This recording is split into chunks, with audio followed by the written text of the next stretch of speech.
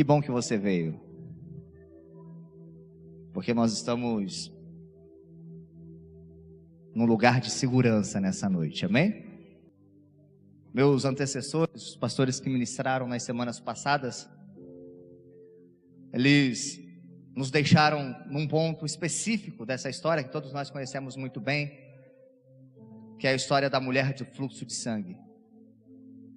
E no ponto onde nós estamos nessa história, nós já entendemos que ela primeiro precisou vivenciar uma cura na sua mente, quando ela estava perdendo todas as suas esperanças. Ela ouviu falar de Jesus, e quando ela ouviu falar de Jesus, ela mudou a sua mentalidade, ela renovou as suas esperanças, ela experimentou um upgrade nas suas crenças, e ela se moveu ao encontro de Jesus com uma fé convicta e inabalável de: se eu tocar nas orlas da veste dele, eu vou ser curada. E quando ela toca, depois de muito esforço, Jesus vai dizer: alguém me tocou porque de mim saiu virtude. E é aqui que nós chegamos nessa noite. Marcos, capítulo de número 5. E eu quero ler com você o versículo de número 33, que diz assim: a mulher, sabendo o que tinha acontecido, aproximou-se, prostrou-se aos seus pés e, tremendo de medo, contou-lhe toda a verdade. Ela já está curada, o fluxo já cessou. Irmão, ela podia ir embora, que a vida já estava ganha.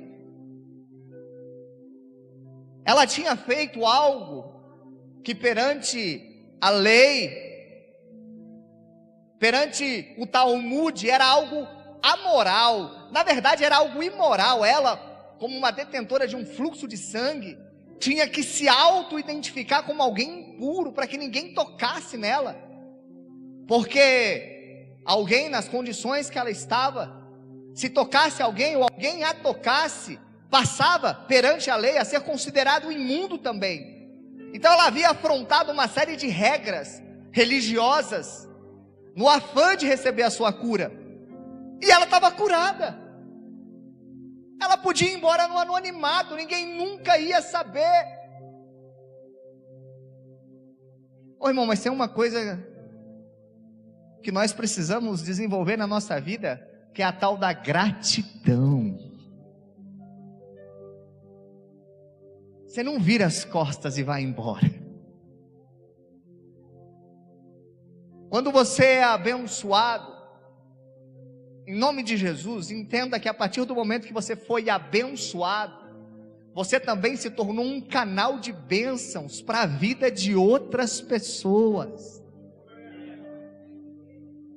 Não feche a torneira entre o céu e a terra, quando o encanamento é você. Jesus abençoou essa mulher através da fé dela. Através da fé dela, ela tocou e ela foi abençoada. Agora Jesus vai dar a ela a oportunidade de abençoar outras pessoas. Ele quer saber: quem me tocou?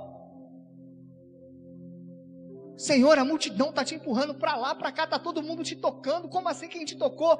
Alguém me tocou de um jeito especial. Irmão, Jesus já está há mais de 30 anos nessa terra, e ele diz: alguém me tocou de um jeito que eu nunca fui tocado. Saiu virtude. Quem me tocou? Eu quero saber. Jesus sabia. Não tem coisa que Deus te pede que não é para Deus ter uma prova. sobre até onde você vai, sobre o que você é capaz de fazer, ou sobre o tanto que você acredita, ou o tanto que você confia. É para você entender quais são os seus limites, quais são as suas fronteiras. Então tem horas que mesmo sabendo quem e o que, a voz de Jesus se levanta no meio da multidão. Quem me tocou? Saiu virtude. Quem recebeu a virtude? E a mulher, curada na sua mente, curada no seu corpo, ela se aproxima de Jesus, tremendo, de medo, assustada. Ela diz: Senhor, fui eu quem te tocou. Eu imagino Jesus olhando para ela e dizendo: vai, filha, me conta a sua história. E de novo eu repito, Jesus sabe. Quem não sabe são as outras pessoas. E ela,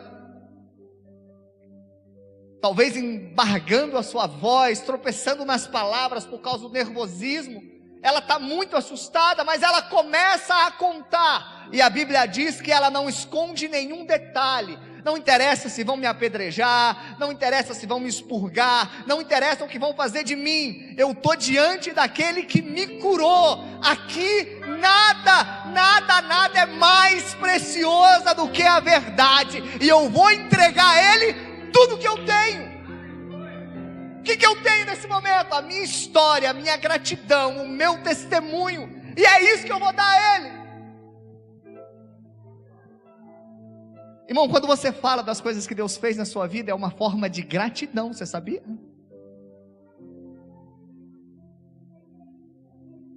Quando você conta para alguém que está passando por um deserto, e você fala para ele sobre os desertos que você já atravessou, eu tenho certeza que enquanto você vai contando, seu coração vai acelerando, você fica todo arrepiado, às vezes os seus olhos começam a se encher de lágrima, e seu espírito se quebranta outra vez, dizendo: ah, Senhor, obrigado, porque o Senhor esteve comigo.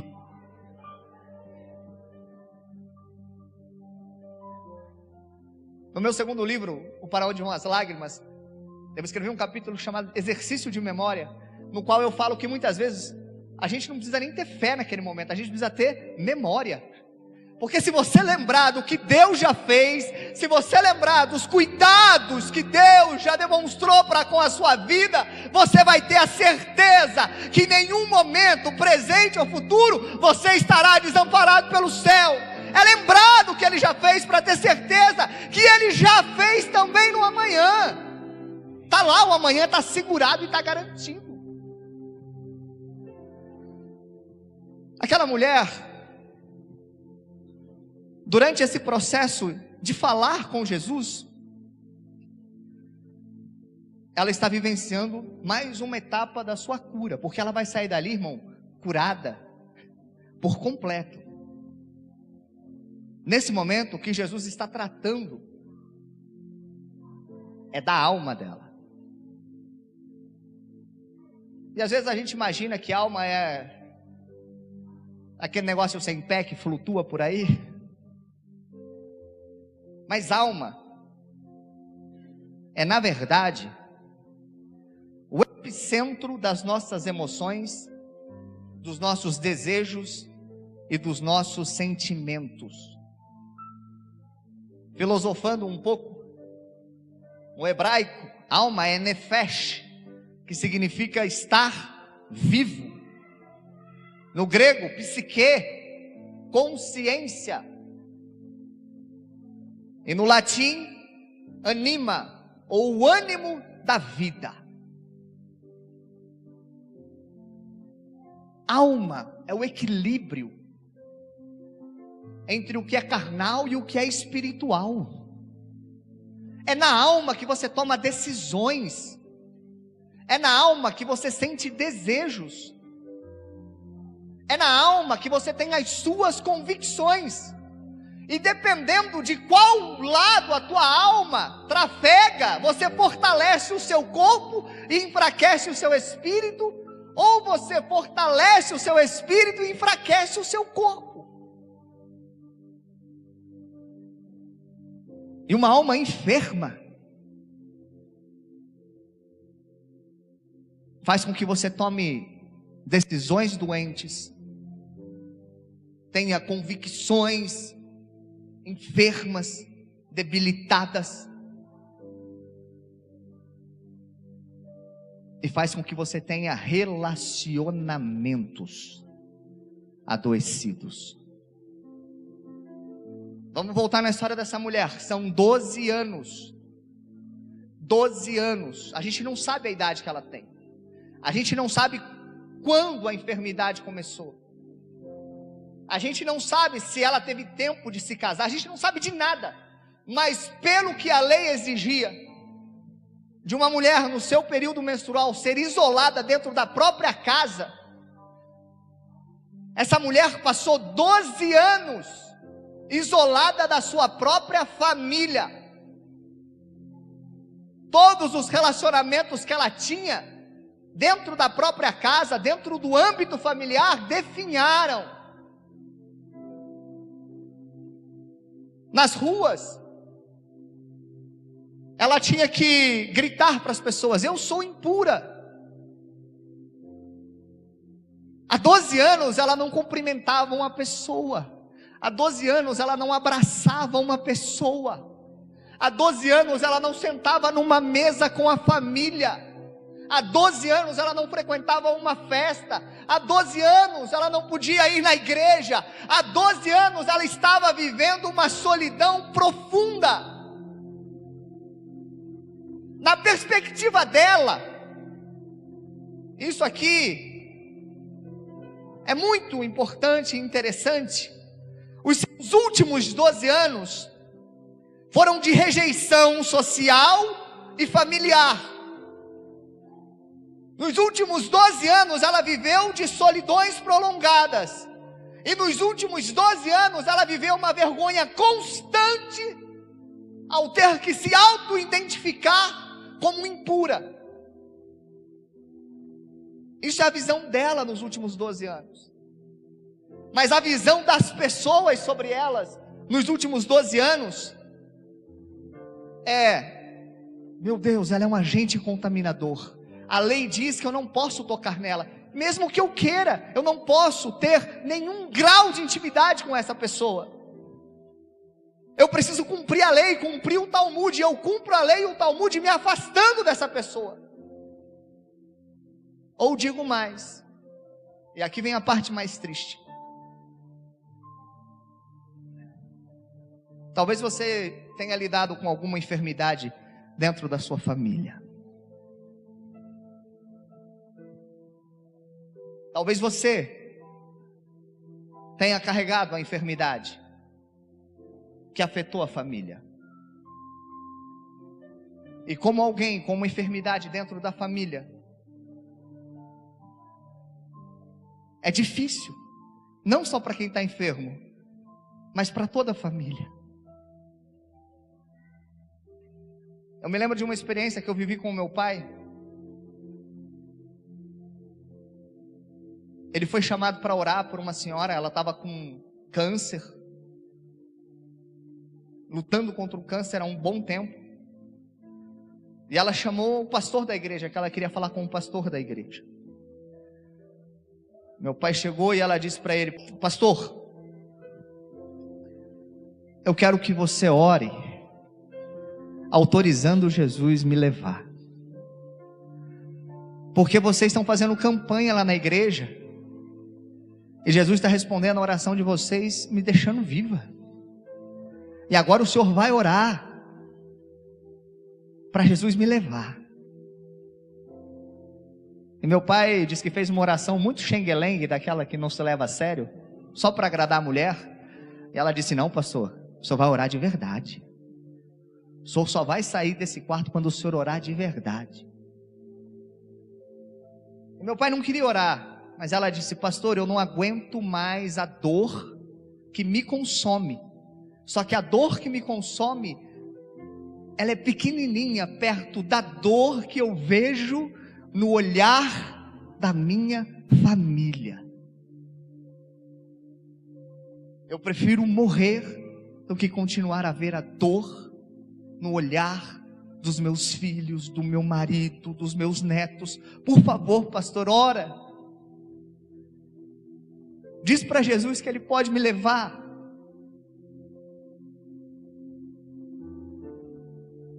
E meu pai fez uma oração. E quando a gente saiu daquela casa, não deu tempo nem de chegar na casa que a gente morava. O Senhor recolheu a serva dele. E eu nunca me esqueci disso. Alguém sofrendo de uma dor terrível, ainda considerava a dor que sentia inferior à dor de ver a dor nas pessoas, na família. Então nessa história eu não quero vilanizar ninguém, até porque ninguém é vilão na história que está contando. Na sua história você é sempre o protagonista e o vilão é sempre o outro. Ela sofreu com relacionamentos desgastados e rompidos, e outras pessoas sofreram com esses mesmos relacionamentos desgastados e rompidos. Talvez tinha gente que queria abraçar ela, dar conforto a ela, mas a lei dizia não.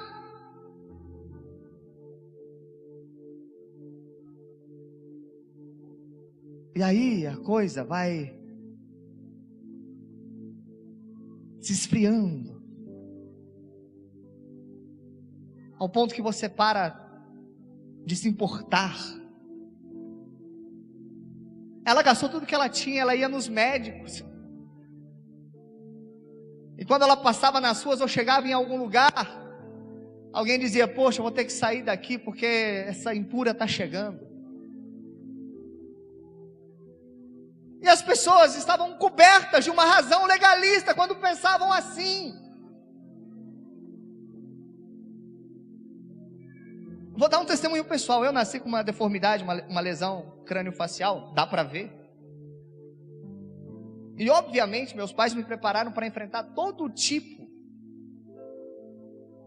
de dificuldades que a vida traria, incluindo brincadeiras na escola, piadinhas na escola. Meus pais me prepararam muito bem para isso.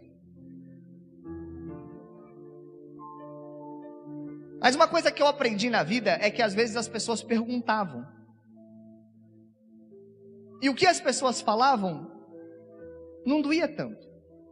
O que doía de verdade eram os olhares de quem não falava nada.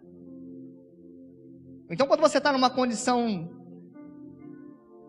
deplorável, pelo menos no patamar dos outros à sua volta, às vezes o olhar dói, porque olhar não mente, olhar não é politicamente correto, olhar diz a verdade, e as pessoas olham e o olhar delas dói. Quantos olhares essa mulher recebeu que doeram? E as pessoas que estavam olhando para elas também estavam incomodadas, com receios, com medo de pecar, simplesmente chegar perto dela, de estar no mesmo ambiente. Então a história dessa mulher é uma história de relacionamentos adoecidos.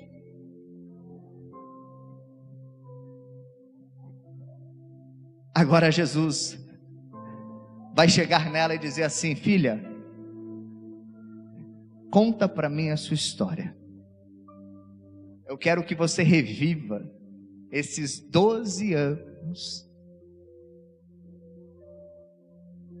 Mas Jesus vai fazer ela contar a história para ela sofrer? Jesus vai fazer ela lembrar do passado para ela sofrer? Não, irmão, Jesus vai fazer ela lembrar do passado para ela entender que a partir daquele ponto tudo ia ser diferente. Ai, filha, me fala da sua família. Como é a sua relação com a sua família nos últimos 12 anos? Senhor, é assim, assim, assim. isolada num canto, eu não posso dividir um talher, eu não posso dividir uma mesa, eu não posso dividir um lençol, eu não posso nada, minha vida é uma solidão profunda. E Jesus dizendo: você vai chegar na sua casa hoje, você vai abraçar os seus pais, você vai abraçar seu marido, seus filhos, seus avós, quem quer que seja, você vai abraçar todo mundo. Hoje você vai jantar na mesa com a sua família. Eu estou reestabelecendo os seus laços familiares.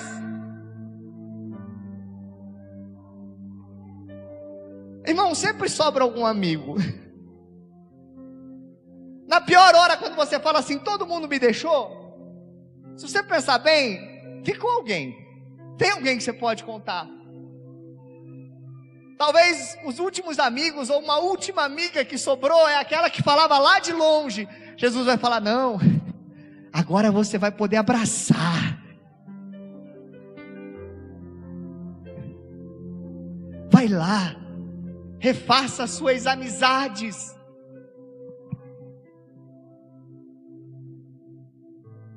Estou corrigindo os seus relacionamentos. Uma coisa sobre a alma, já que ela é o centro das suas decisões, das suas emoções e dos seus sentimentos, a alma também é o epicentro da sua individualidade, de quem você é. Quando você está com a alma ferida, você não consegue se relacionar bem com as outras pessoas, porque você não consegue se relacionar bem nem com você mesmo. Você não aceita outras pessoas porque você não consegue se aceitar. Você não perdoa outras pessoas porque você não consegue se perdoar. Por isso a mulher está falando. Jesus está falando: vai, fala sobre você, eu quero saber sobre você. Me diga sobre você, para você se lembrar de quem você é. Vai, me fala.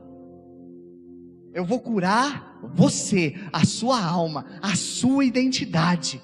E quando você estiver bem com você mesmo, me deixa trabalhar no relacionamento com as outras pessoas. Ô irmão, nós estamos aqui para aprender a amar. Nós estamos aqui para aprender a perdoar. Nós estamos aqui para poder aceitar.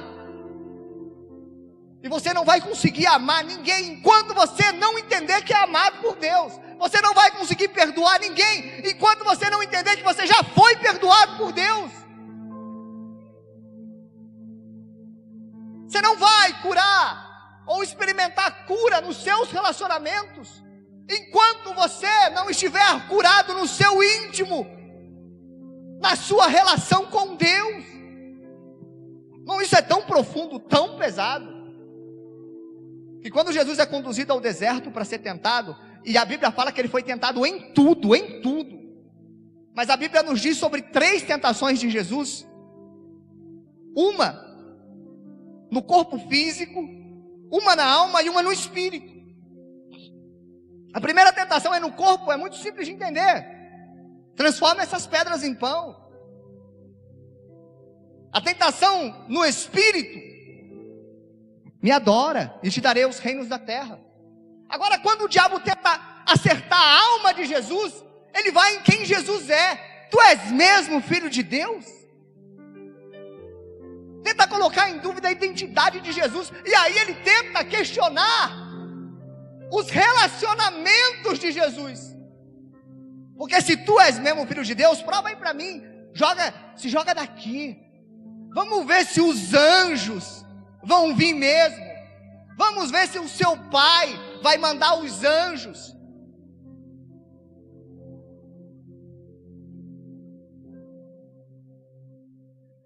E Jesus só: Satanás, afasta-te daqui, ó.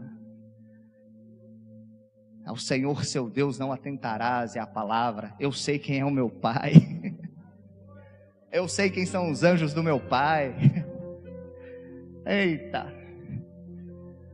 Eu também estava lá, quando eles se inclinavam e diziam: santo, santo, santo, santo, santo, santo, santo. Eu sei quem eu sou.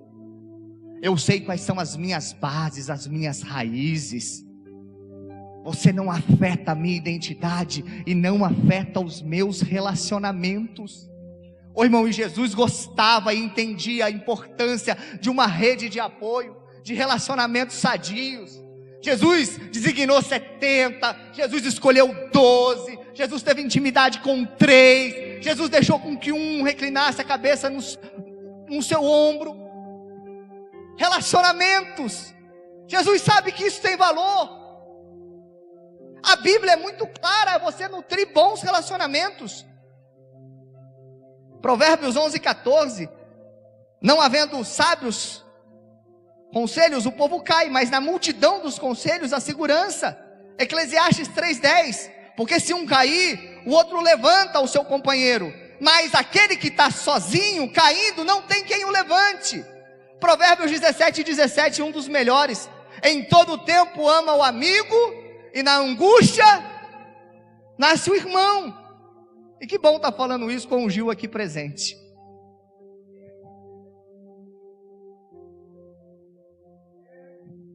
Jesus sabe que nós precisamos de amparo, de suporte. E para que essa mulher possa vivenciar o seu passado, para deixar esse passado para trás e começar algo novo, fala, minha filha, põe para fora, tira essa coisa ruim de dentro, conta como era, e explica, e entenda finalmente o que aconteceu aqui agora. Você vai sair daqui leve. Sabe as pessoas que olhavam você desse jeito, que te machucava? Agora elas vão olhar você com admiração, com respeito.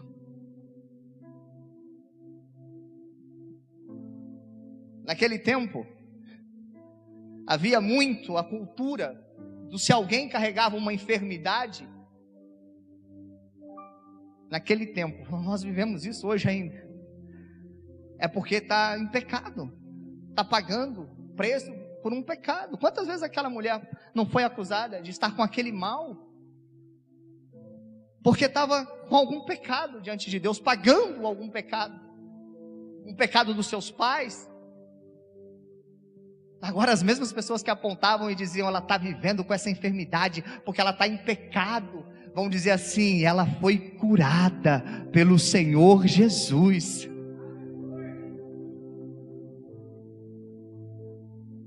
É Jesus mudando as coisas, para se viver novas histórias, para se consertar relacionamentos quebrados. E para isso, Jesus está criando um lugar seguro, um ambiente de segurança. Irmão, Jesus não expôs ela, Jesus não ridicularizou ela. Jesus disse para ela, filha, pode falar porque você está num lugar seguro. E sabe por que aquele lugar era seguro? Primeiro ponto de segurança de um lugar, Jesus está presente. Ô irmão, se Jesus está presente, o mal fica lá fora. Se a luz está presente, a escuridão não entra. Jesus está presente. E mais, ao redor deles, a multidão que seguia Jesus era uma multidão de gente que acreditava, de gente que também cria, de gente que seguia Jesus, de gente que queria saber sobre as coisas que Jesus fazia. E como é bom você estar cercado de pessoas que acreditam. Irmão, para de andar com gente que te joga para baixo, que te desmerece, que diz que não tem jeito, e começa a andar com gente que ora por você, que cuida de você, que intercede por você, que acredita que tem jeito, porque o nosso Deus é o Deus dos impossíveis. Ele não mudou, Ele continua sendo o mesmo. Ele cura, Ele liberta, Ele transforma, Ele revive.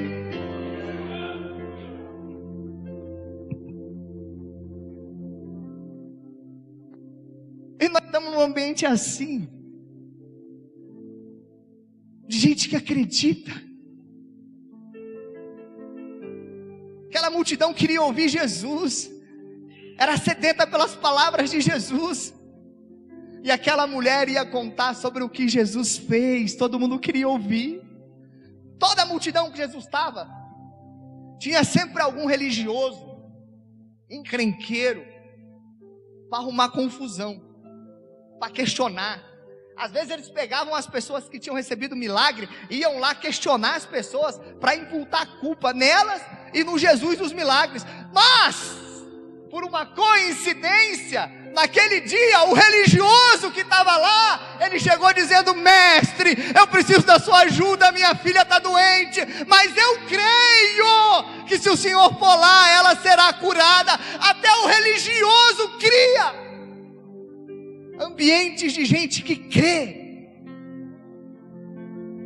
Irmão, num ambiente onde Jesus está presente, e aqueles que estão com eles creem, a palavra impossível perde o significado.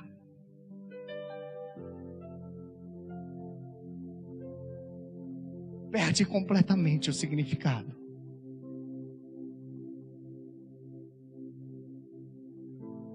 Quando Jesus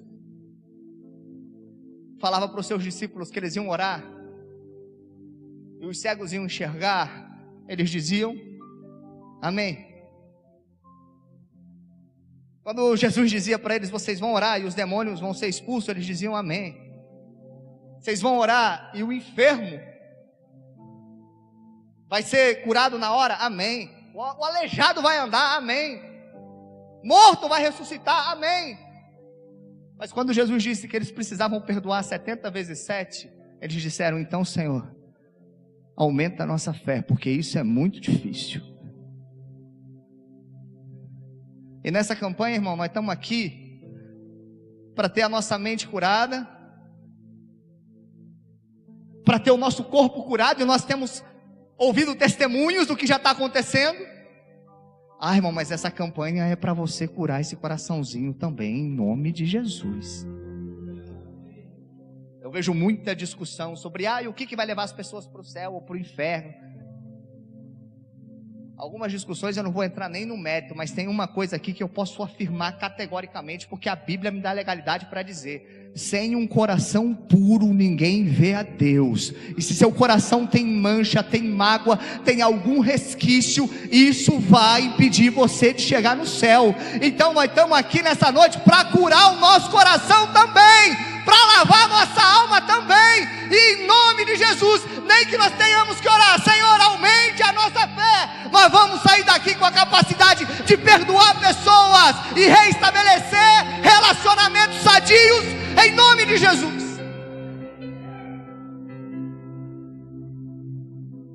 Você é amado, você é perdoado, você é querido.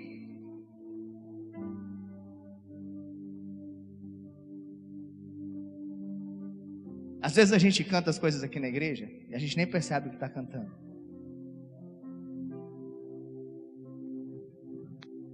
Mas nós cantamos essa canção: tem ciúmes de mim, o seu amor é como um furacão, e eu me rendo ao vento de sua misericórdia. É um furacão. E então, de repente, eu não vejo mais as minhas aflições, eu só vejo a glória, e percebo quão maravilhoso Ele é, e o tanto que Ele me quer. Somos sua herança, Ele é o nosso galardão. O seu olhar de graça nos atrai à redenção. E se a graça é um oceano, estamos afogando. E o céu se une à terra, um beijo apaixonado, e o meu coração dispara no meu peito acelerado. Não tenho tempo para perder com ressentimentos. Quando eu lembro, ô irmão, para que perder tempo com ressentimentos ou com mágoas, se nós estamos num ambiente de amor, onde a graça é um oceano e a gente se afoga, onde a misericórdia é um furacão e nós somos levados por esse vento.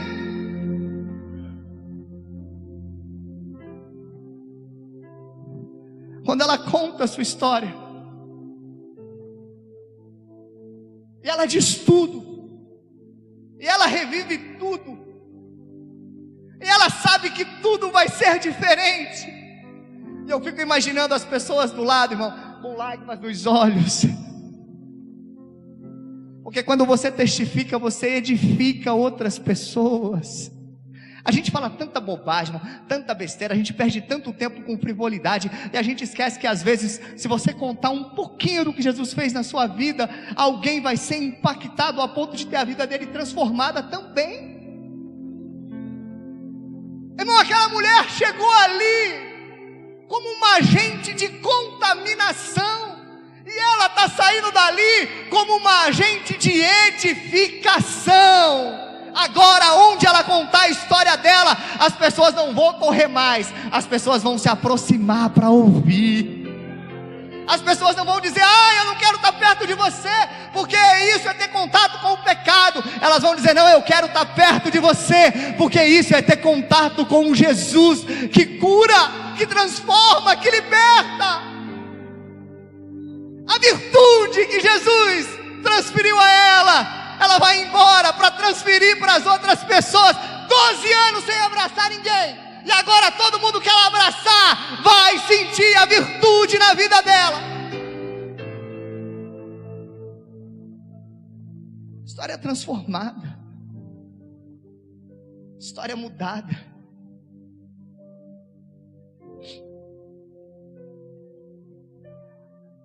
Portava tristeza,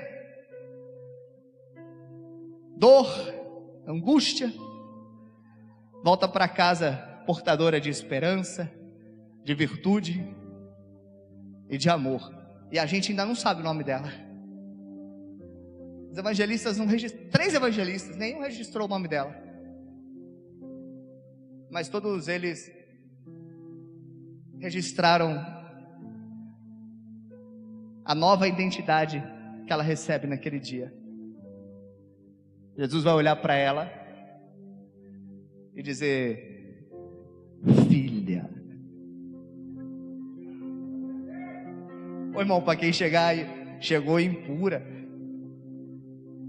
para quem chegou com risco de ser apedrejado, para quem chegou condenada pela lei, nada mal ir embora sendo chamada de filha pelo próprio Filho de Deus, não é? Oi, filha, bem-vinda à família, a grande família de Deus.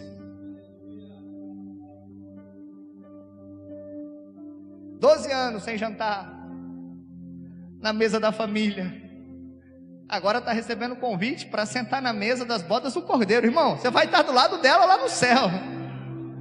Filha.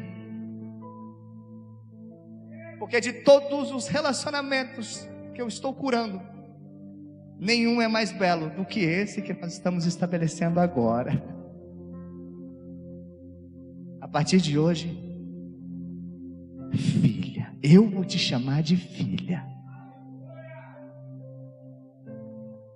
Eu só chamo o Nicolas de Nicolas quando eu estou bravo com ele, porque eu chamo ele de filho.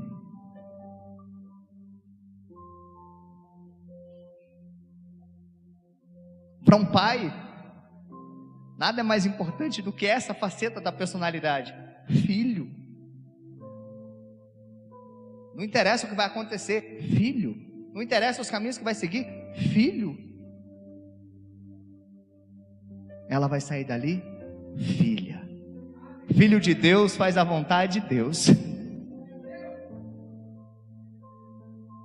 Ah, que bom estar com Jesus. num ambiente seguro?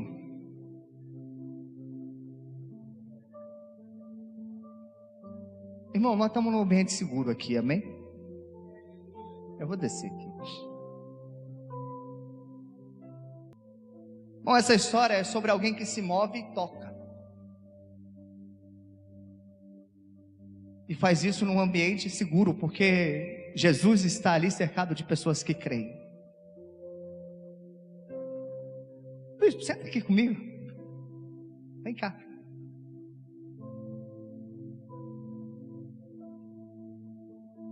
Quanto tempo de caminhada cristã o senhor tem? 47. E nesse tempo o senhor consegue se lembrar ou contar nos dedos quantas pessoas o senhor viu serem transformadas? Consigo. Muitas. E curadas? Muitas. E como contar? O senhor é um dos que crê, então. Pastor Marildo, vem cá.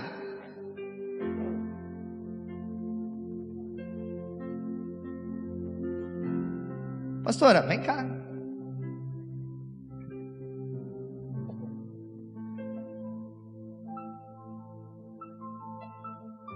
Quantas pessoas a senhora já viu ser perdoadas todos esses anos? Eu não sei.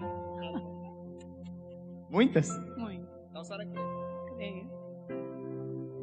Quantas pessoas você já viu ser libertas? Muitas. Então você crê. Muito. Bom, aqui já tem 4. Você tem alguma história de provisão? Que Jesus entrou com provisão na sua vida? Nossa. Tem? Demais. Bom, eu não vou conseguir ouvir as histórias, mas assim, eu estou falando de uma história onde as pessoas se movem e tocam. E eu estou no altar. Quem aqui tem uma história de provisão na sua vida? Você pode vir aqui sentar com a gente para mostrar que você também crê? Você tem uma história de provisão? Um socorro? Uma conta que você não sabe como que pagou? Um dia que a mesa estava vazia e o alimento chegou? Você tem uma história assim? Senta aqui comigo.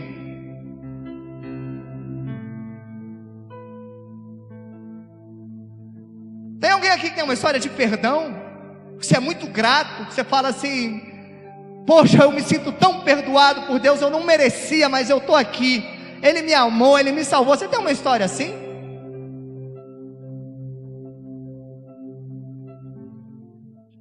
Você tem uma história de cura física, que você foi curado, você orou e Jesus te curou? Você tem? Vem pra cá também.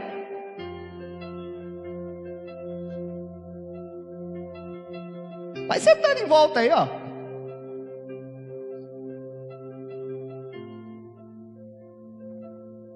Acho que tá. Você crê que Jesus está aqui? Jesus está aqui.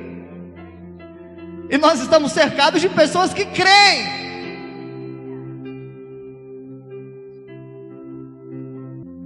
E nós estamos num lugar seguro, de pessoas que acreditam em perdão, em libertação, em regeneração, em transformação. Você que está precisando perdoar, você que está precisando consertar, reatar laços, na família. As coisas estão difíceis no trabalho, você precisa consertar, precisa de um clima melhor. Você precisa estabelecer melhor na igreja, se sentir mais útil na igreja. Não sei, alguma coisa está aí impedindo você, está machucando o seu coração. Mas vamos orar por limpeza no coração nessa noite. E esse é um ambiente seguro. Então todo mundo que crê, vamos ficar de pé.